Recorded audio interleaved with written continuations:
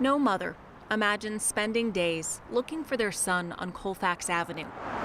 So I am not sure where he is at this point. But it's Since become his Sandra Sharp's belongings reality have been lost. since her 28-year-old son Drew had his first psychotic break about 10 years ago. Most recently, when he was willing to go into a program, there were no beds. On Wednesday, the yearly Mental Health in America report came out that ranks states' access to and quality of care. Colorado was last for care and access for adults. Sharp was not surprised. Not at all. She says no one has been able to give Drew the quality of care someone with a significant mental illness needs. And without that care, it's just like someone with cancer who is not allowed to see an oncologist and instead is seeing a pediatrician or instead is seeing a medical assistant. And so family after family discover to their great dismay that, wow, it's just close to impossible to get timely quality care for someone you love. The CEO of Mental Health Colorado looks at these national rankings every year.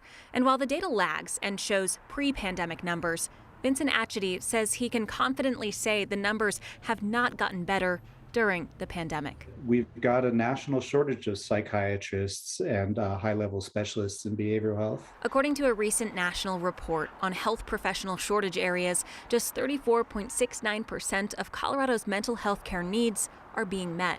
And although Vincent is the chair of a task force to recommend how $450 million should be spent on behavioral health care in the state, he says money isn't everything. You know, money can build space and retrofit space, but money doesn't make healthcare providers appear out of thin air. Atchity says the state needs to think beyond normal solutions and reserve access for formal care to people with serious conditions like Sandy's son.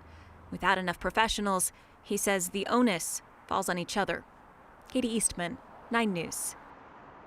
I think one thing that's concerning coming from this too is, again, these are numbers from 2018 and 2019, before the pandemic. And we know how tough that was on mental health as well. And the experts are telling Katie that it's not going to get better when we see the data from that year. It is also alarming to ever see Colorado turn up at the bottom of any of these lists. Right. Usually we're so well regarded in so many lists, top 10 this, top 10 that, and never near the bottom of a list like this. So it is shocking. And hopefully it's a trigger that might change some things. Hopefully. And if you're looking to help support someone like your coworker, your friend, just notice if they're not acting like themselves and try asking about it. Some good advice.